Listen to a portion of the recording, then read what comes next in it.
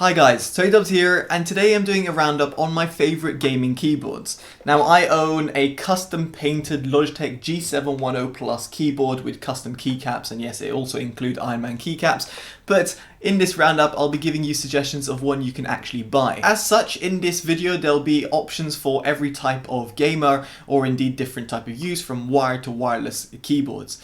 Now just before jumping in, I will mention that I am not sponsored or endorsed by any of these companies. These are the keyboards I would personally recommend to my friends and family. And just before we continue, if you do have Instagram, I'd very much appreciate a follow. It's at TotallyDubbed. It'll be on your screen right now, or indeed in the description.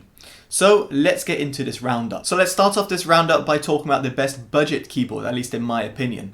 The one I'm going to say is the HyperX Alloy Core RGB.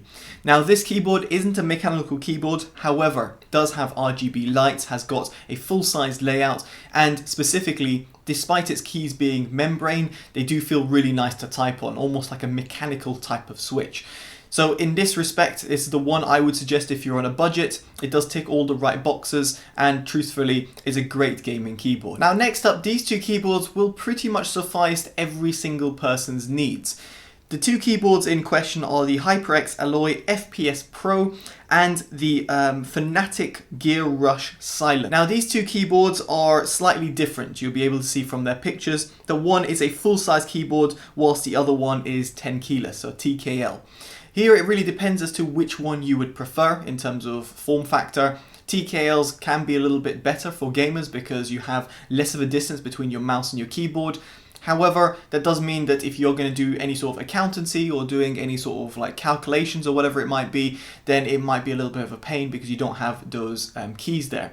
Now both these keyboards are similarly priced, so it's really up to you as to what you see best. There's no right or wrong answers. Both of them use mechanical switches, cherry switches to be specific, and both of them are great in terms of their functionalities, be it from the LEDs to the functionalities you get as in via the FN keys, or the fact of their build quality, specifically like the HyperX one having an actual aluminium body, which therefore doesn't mean any sort of keyboard flex.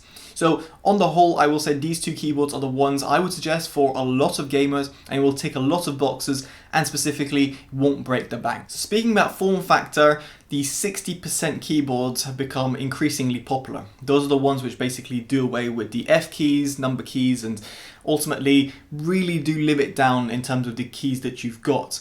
Now this keyboard, the Ducky One Mini RGB, is quite expensive for the amount of keys that it offers. It's actually more expensive than the keyboards that we talked about before.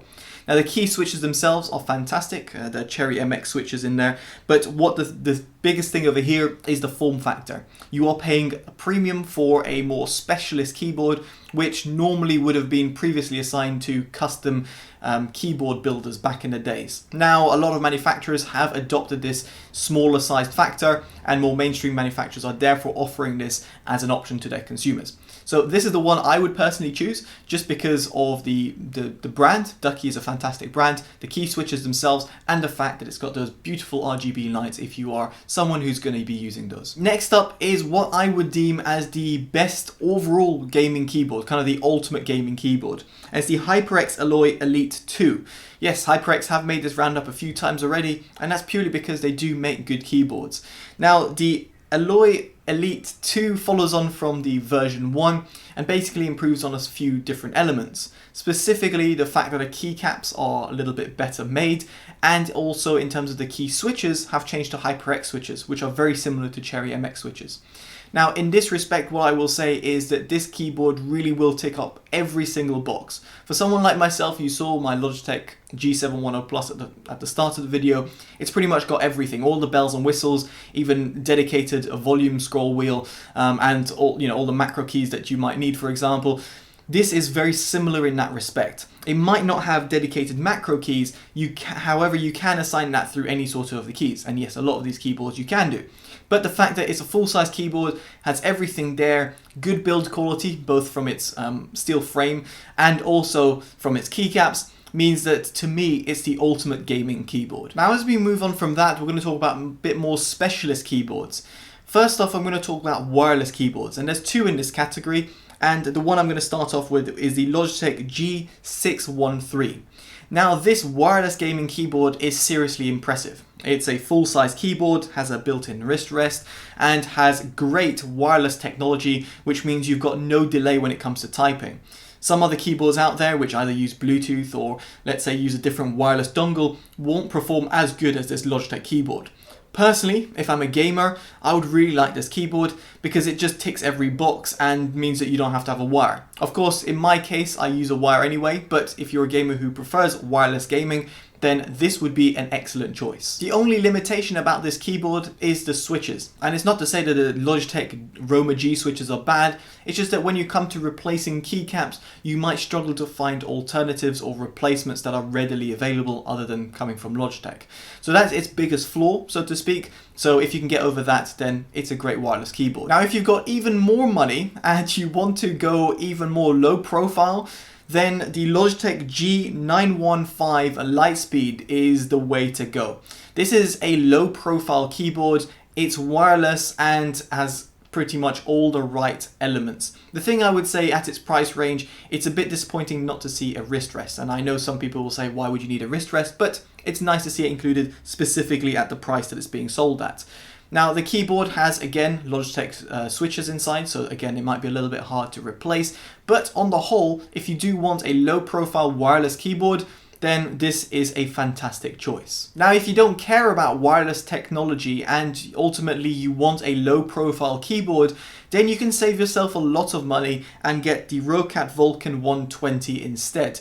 Now this keyboard not only offers better functionalities and even design and looks over the Logitech, but on the whole, this keyboard is a great option if you want a low profile wired keyboard. So as such, it would be my pick as the best low profile keyboard. And to conclude, I'm going to include the Keychron K2. Now this isn't strictly a gaming keyboard, to be quite honest, because it's a Bluetooth keyboard, and Bluetooth isn't quite the best technology when it comes to gaming because you want basically the least latency as possible, and Bluetooth technology isn't the best for that. However, it is a great option for those people who want a wireless gaming keyboard that has the functionality of Bluetooth and also can be wired in as well. Furthermore, it's got a TKL form factor, a great build quality, and uses Keychron switches. So ultimately, it's a great overall keyboard, but of course it must be in terms of your use base. If it's not really going to be interest of you to have a Bluetooth keyboard, then the other keyboards that I've mentioned before would be a better pick. So there we have it. That's been my cherry pick list of my favorite gaming keyboards. Let me know in the comments below what you make of it. As I mentioned before, I have not been paid or sponsored by any of these companies. These are purely my favorite gaming keyboards that I would personally recommend to family and friends. If you like this video, make sure you give it a like, subscribe if you want to see more, and favourite and share as it always helps the channel grow. I've been Totally Dubbed, take care, and bye bye.